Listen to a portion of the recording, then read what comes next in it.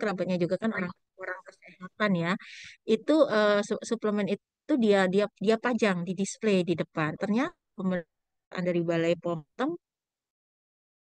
dan itu belum mendapatkan izin edar di Indonesia. Akhirnya itu panjang ceritanya. Jadi tidak akhirnya didatangkan oleh Balai POM, akhirnya sampai ke kepolisian dan itu apoteknya akhirnya dikasih polis lain. Artinya kenapa?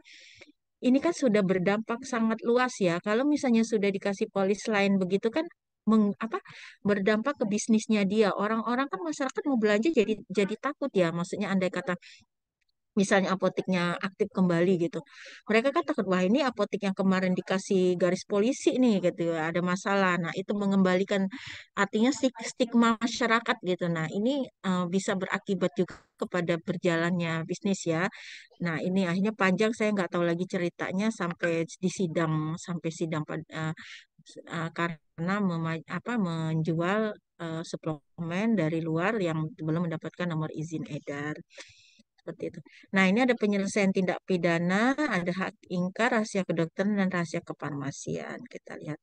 Oke, ada penyelesaian hukum disiplin. Kalau penyelesaian hukum disiplin itu ternyata ada juga pembiayaan ya, kemudian bagaimana peranan organisasi profesi, saksi ahli, hakim, dan ahli hukum. Ini juga bahasanya bahasa hukum ya, kayak saya juga kurang terlalu paham, tapi nggak apa-apa teman-teman, nanti ini ya kita kita sebenarnya ini agar teman-teman juga cukup tahu gitu bahwa ternyata di dalam lingkup kefarmasian itu apa?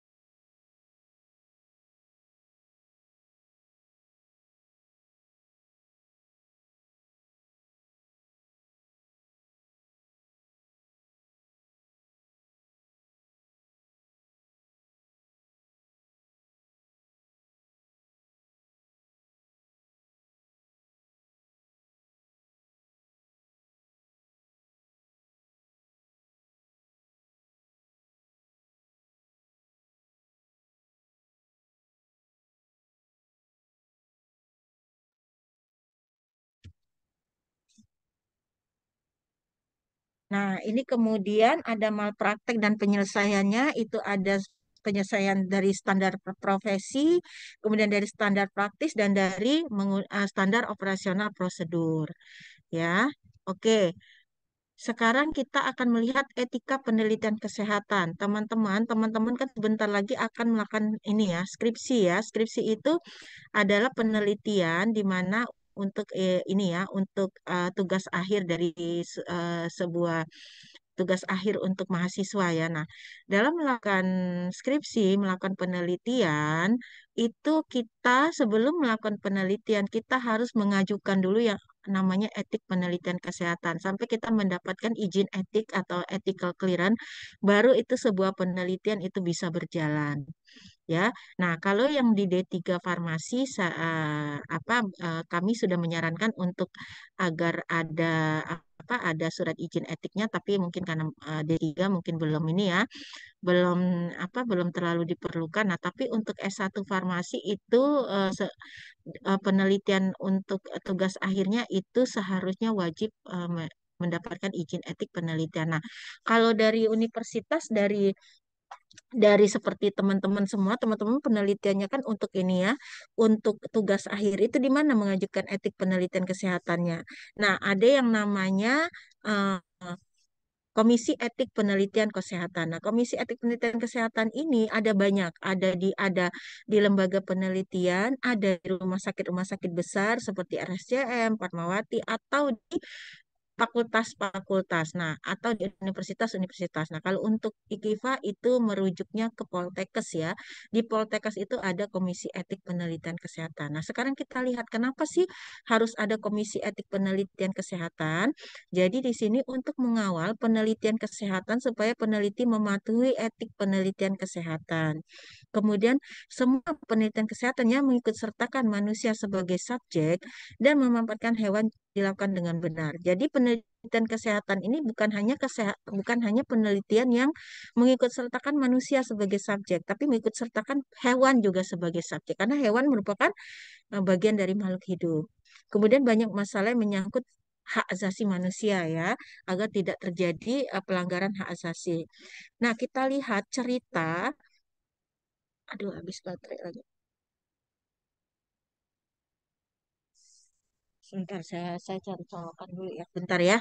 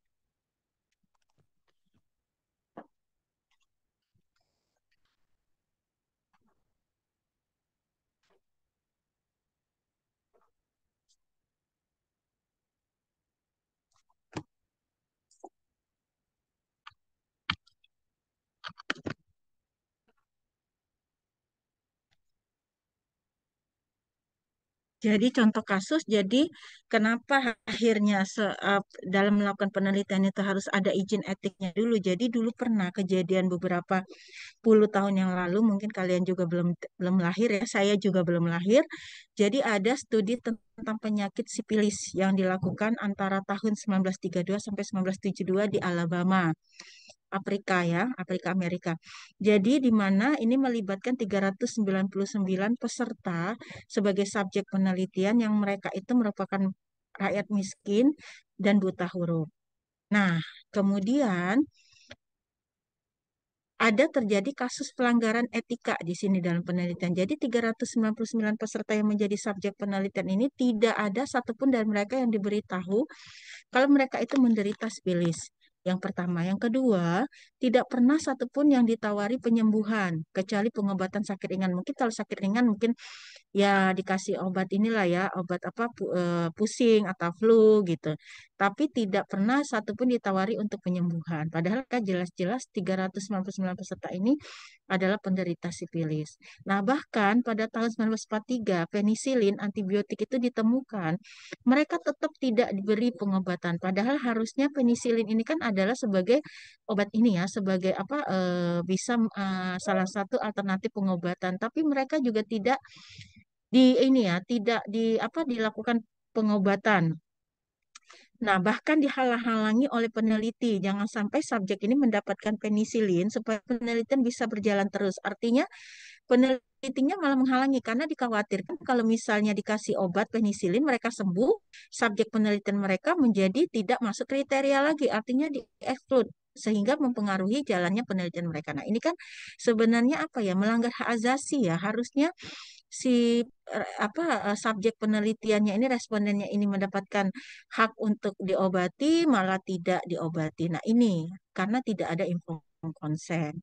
Nah, kemudian berangkat dari sini, kemudian sesudah Perang Dunia Kedua dibuatlah dasar etik penelitian kesehatan yang berlaku secara internasional. Jadi ada 10 poin yang disepakati terkait dasar etik penelitian kesehatan ya. Yang pertama persetujuannya dengan sukarela, kemudian penelitian ini mendapatkan manfaat untuk kebaikan individu dan masyarakat. Kemudian penelitian harus berdasarkan hasil percobaan dengan hewan coba, hindarkan terjadi penderitaan fisik dan mental yang tidak perlu. Penelitian tidak boleh dilaksanakan apabila sudah diprediksi akan terjadi efek samping yang berat. Misal terjadi kematian atau apa itu harusnya tidak ini ya, tidak apa tidak dilanjutkan apabila misalnya diprediksi membahayakan seperti itu.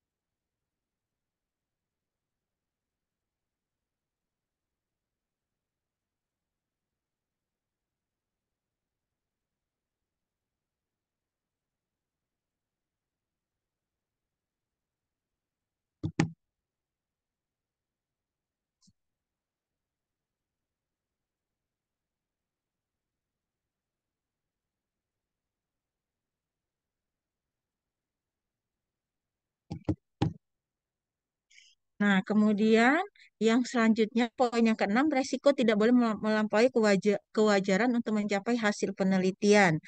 Kemudian persiapan yang baik harus dilakukan sebelum melakukan penelitian. Nah, ini penting ya teman-teman. Jadi dalam melakukan penelitian itu kita harus mempersiapkan segala sesuatunya dengan baik. Jangan sampai kita sudah ke lapangan ada hal-hal yang belum, misalnya belum lengkap, misalnya kuesionernya belum di print sehingga kita kerepotan sendiri pada saat mau melakukan wawancara seperti itu ya itu atau perizinannya, begitu kita mau melakukan penelitian tiba-tiba Pak RT atau Pak RT atau Pak Lurahnya tidak mengizinkan karena proses perizinan kita yang belum memenuhi syarat. Nah, seperti itu ya. Nah, itu termasuk adalah persiapan penelitian. Kemudian penelitian harus dilakukan oleh peneliti yang berkualitas, hak untuk mengundurkan diri sewaktu-waktu. Peneliti harus menghentikan percobaannya sewaktu terjadi hal-hal yang membahayakan. Nah, ini adalah 10 ini ya, 10 dasar etik penelitian kesehatan yang berlaku secara internasional. Nah, kemudian perkembangan etik penelitian itu ada yang namanya deklarasi Helsinki. Nah, ini deklarasi Helsinki ini digunakan untuk uji klinik ya, untuk uji klinik. Uji klinik ini banyak ya, misalnya uji klinik obat COVID, misalnya uji klinik vaksin. Nah, ini menggunakan deklarasi Helsinki di mana berisi prinsip-prinsip etik untuk penelitian yang mengikut sertakan manusia sebagai subjek, termasuk juga bahan biologi tersimpan. Oke. Nah, kita lihat lingkup penelitian kesehatan. Teman-teman bisa lihat di sini. Lingkup penelitian kesehatan ada 6 poin, 7 poin. 2 poinnya itu ada di farmasi ya.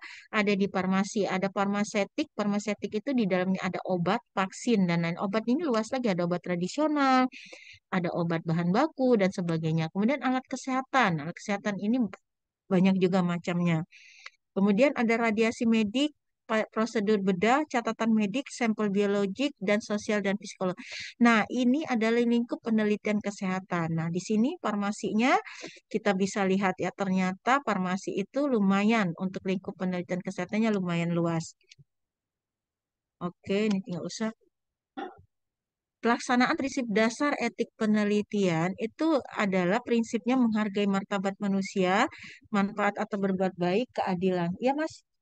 Kenapa? Ya, kirain udah selesai. Oh, emang udah selesai? Oh, udah. Iya, tapi mau masuk lagi bentar lagi ya. Ya, ya. Nah, ini kita lihat satu-satu pelaksanaan prinsip dasar etik penelitian yang menghargai martabat manusia. Ini menghargai otonominya, artinya privasinya masing-masing responden itu tetap harus terjaga. Kemudian melindungi yang otonominya terganggu. Meminta persetujuan setelah penjelasan. Jadi nanti pada saat sebelum mengambil data, itu ada yang namanya naskah penjelasan. Naskah penjelasan itu adalah sebuah apa ya sebuah formulir di mana di situ menjelaskan semua kegiatan penelitian mulai dari tujuan, manfaat, kemudian apa apa manfaat, tujuan, kemudian tindakan apa yang dilakukan kepada responden, misalnya hanya wawancaranya berapa lama, 30 menit, 1 jam, kemudian bagaimana datanya, apakah kerahasiaan datanya akan tersimpan. Nah, seperti itu adalah yang dijelaskan dalam naskah penjelasan. Nah, ini responden ini bersifat sukarela. Jadi dia bebas ini ya, bebas menolak, artinya bebas mengundurkan diri tanpa sanksi apapun ya dan rahasia. Kemudian manfaat. Nah, ini memaksimalkan manfaat, meminimalkan risiko, menjaga kesejahteraan subjek sampai peneliti mampu melaksanakan manfaat lebih besar dari resiko. Yang ketiga, keadilan. Tidak beda perlakuan dengan memberi perhatian khusus pada subjek rentan, anak-anak, wanita hamil atau menyusui, narapidana, dan negara berkembang. Nah, ini ya, ini adalah artinya mau siapa, terutama ini ya, perlakuan kepada subjek rentan ini, anak-anak, wanita hamil. Nah, terus tidak ada perlakuan, misal responden kita, oh dia anaknya Pak Lurah atau dia anak ini, jadi responden adalah keluarganya Pak RT, harus kita istimewakan, tidak boleh. Artinya semua ini ya, semua berlaku sama. Pembagian beban dan manfaat secara sama, kesertaan kelompok yang akan dapat manfaat serta ketersediaan obat. ini tugas Komisi Etik Penelitian, nanti bisa dibaca ya. eh, dari sini masing-masing apa aja tugas Komisi Etik Penelitian. Nah, ini ada fungsi komisi etik, nanti teman bisa baca. Nah, ini persetujuan etik penelitian. Jadi sebenarnya ethical clearance, persetujuan etik penelitian itu manfaatnya bagi subjek penelitian atau responden itu kepastian perlindungan pada saja penelitian bagi peneliti menghindari pelanggaran. Nah, fungsi lain kenapa penelitian itu harus mendapatkan izin etik adalah sebagai prasyarat untuk publikasi ilmiah di jurnal nasional dan internasional. Jadi teman-teman, sekarang kalau kita mau publikasi hasil penelitian kita dalam bentuk artikel penelitian dalam jurnal itu biasanya jurnalnya meminta surat izin etiknya atau ethical clearance-nya. Jadi beberapa sekarang apa namanya jurnal-jurnal nasional atau internasional itu mereka meminta syarat etik ya, kalau enggak mereka nggak mau publikasikan. Kemudian sebagai prasyarat pencairan dana penelitian betul donor agency. Jadi kalau misalnya kita penelitiannya kita misalnya menggunakan dana WHO, UNICEF atau World Bank atau NGO itu biasanya mereka minta syarat izin etik dulu, termasuk juga penelitian yang menggunakan dana APBN misalnya ini ya dana APBN penelitian ini itu juga sama meminta izin etik penelitian sebagai syarat untuk pencairan keuangannya. Prinsip etik saat penelitian, bagaimana proses rekrutmen subjek, ini bagaimana peneliti mendapatkan akses terhadap calon subjek, kriteria inklusi, metode rekrutmen, relationship. Nah, ini ada di dalam ini ya naskah penjelasan seleksi populasi, semua anggota populasi mendapat kesempatan, ada kejelasan perlindungan terhadap subjek, subjek rentan tidak selalu disingkirkan atau dieksklud. Betul, subjek rentan itu yang tadi yang wanita hamil, anak-anak, kemudian apa ini ya orang tua. Kadang-kadang kalau dianya disesuaikan, misalnya memang penelitiannya sasarannya adalah anak-anak, artinya itu masuk kriteria inklusi seperti itu ya. Jadi tidak semua subjek rentan itu selalu disingkirkan atau dieksklud. Nah, ini adalah eh, persetujuan setelah penjelasan yang tadi saya bilang naskah penjelasan. Jadi sebelum kita melakukan penelitian, melakukan wawancara, kita harus menjelaskan dulu kepada responden apa maksud dan tujuan dari penelitian kita. Nah, ini adalah poin-poin yang masuk ke dalam naskah penjelasan kita. Ada deskripsi penelitian, kemudian ada resiko, ada manfaat, manfaat apa yang didapat pada individu, pada masyarakat, tindakan alternatif, kerahasiaan informasi subjek, kompensasi dan penggantian biaya.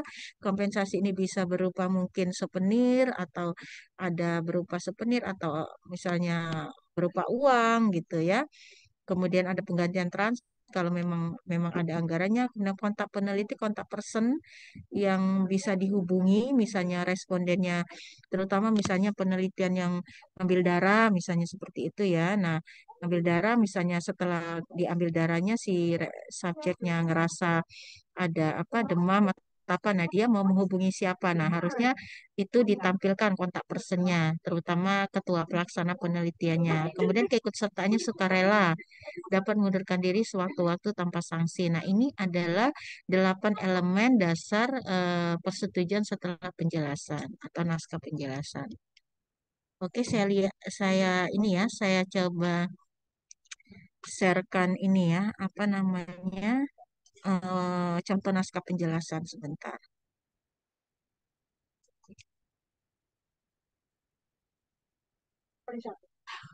Ini kita ini mau. Iya. Ada orang itu.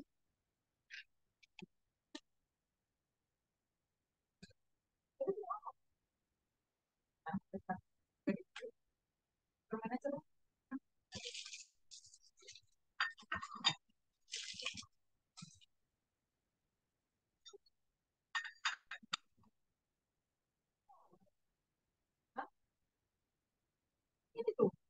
Tuh.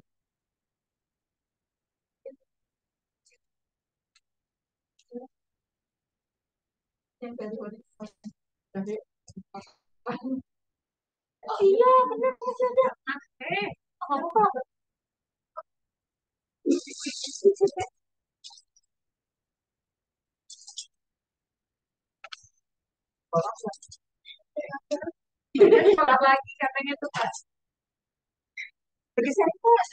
Ini ya, ini adalah contoh naskah penjelasan. Ini kebetulan adalah riset evaluasi penempatan tim BIS Nusantara Sehat batch 1 dan batch 2.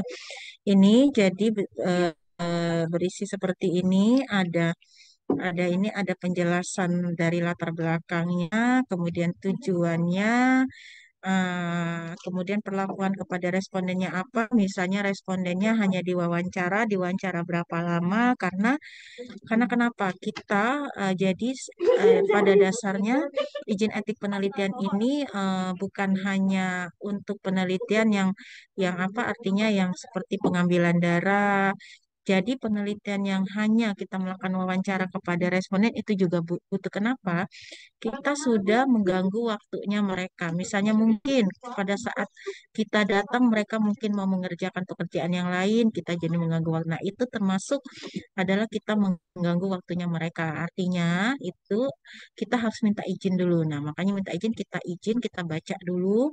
Boleh mereka yang baca sendiri atau kita bacakan apa saja yang terkait penelitian kita. Termasuk nih, ini yang di bold, partisipasi Bapak Ibu saudara-saudari bersifat sukarela tanpa paksaan dan bila tidak berkenan dapat menolak sewaktu-waktu. Nah, ini ya, termasuk apabila misalnya mereka mendapatkan apa berupa souvenir masker atau uang atau tidak mendapatkan biaya apa pengganti apa apa ya disebutkan saja. Jadi penelitian kan nggak mesti harus ada kompensasinya ya, bisa saja tidak ada kita sebutkan manfaatnya, kemudian kontak personnya siapa yang dihubungi, nama lengkap sama instansinya. Mungkin nanti teman-teman instansinya IKIFA ya, nomor telepon, email, kemudian kalau dia sudah setuju, responnya sudah setuju, tanda tangan. Nah, ini jangan lupa ya, tanda tangan. Ini adalah naskah penjelasan. Dan ini persetujuan setelah jadi yang ini tadi namanya naskah penjelasan, kemudian yang ini yang bawah adalah persetujuan setelah penjelasan PSP atau lebih dikenal dengan konsep. Baik, sampai sini ada yang mau ditanyakan teman-teman? Silahkan.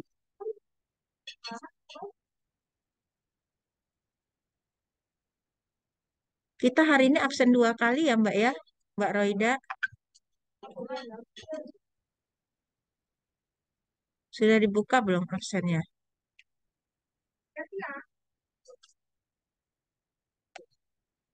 Oh, cuma sekali ya? Ya udah nggak apa-apa deh. Baik, saya absen dulu saja ya. Sarah ini yang cuti ya? Iya Bu, Sarah Permata. Permata, Ya, Bu. Sarah Permata cuti ya. Sarah Fauzida, Hadir Bu. Sylvia, Hadir Ibu. Anissa, Hadir Bu. Gita Amelia. Gita Amelia ada? Oke, Gita Amelia saya inikan dulu kalau nggak ada. Hadir Ibu. Bu, kita Saya. tadi udah ngomong, cuman suaranya nggak ada, Bu. Oh, kita udah ngomong. Oke, ya baik. Yusnia, Hadir Bu. Siti Nurmaya. Hadir Ibu. Mana? Oh, pulang. Nggak nunggu snack. Ya, terima kasih. Besok ya ketemu di Kindi. Ih, Udah. Ya, ntar habis. Makasih ya, Yu. Iya, iya. Mbak Roida ada, Florita, Hadir Bu. Putri Lestari, Hadir Bu. Farizan, Hadir, Bu. Arta Junita. Arta ada?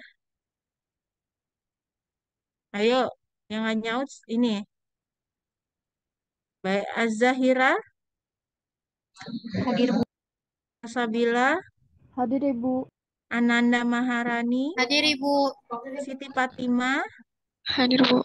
Abdul Hafiz, Hadir. Anita Hayatun Nufus. Anita ada? Deborah Erma. Hadir Bu. Oke, belum nyahut. Anita ada nggak? Mbak Roida, Anita ada kabar nggak? Ada info nggak? Di Zoom ada sih, Bu. Cuman tadi dia lagi dibahas ya balik dari kampus, Bu. Oke, ya udah. Arta Junita, Arta Hadir, Bu. ada. Oke. Baik, hadir semua ya, kecuali yang apa yang cuti si Sarah. Ini Sarah ini cuti apa ini? Apa apa berhenti? Cuti, Bu. Cuti Cuti, Bu. satu Permata semester. cuti, Bu. Kakak lagi jalan. Ih, lama ini.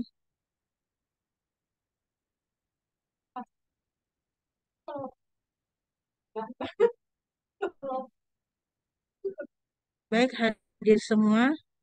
Ada yang mau ditanyakan, teman-teman? Silakan. Tidak cukup? Iya, udah pada makan siang belum? Saya belum makan siang. Ya udah baik kalau tidak ada kita cukupkan sampai di sini ya. Untuk nilainya saya belum sempat koreksi. Mudah-mudahan sebelum UAS saya sudah bisa mengeluarkan nilai UTS-nya ya. Mohon maaf ya, Mbak, soalnya S1 lumayan banyak dan ada esainya. Mudah-mudahan minggu depan saya sudah bisa mengeluarkan, udah diinput ke SIA. Baik, kalau tidak ada kita cukupkan sampai di sini. Terima kasih banyak. Jaga selalu kesehatan. Saya akhiri. Wassalamualaikum warahmatullahi wabarakatuh. Terima kasih, Bu. Waalaikumsalam Terima kasih. warahmatullahi wabarakatuh. Sama-sama. Yo.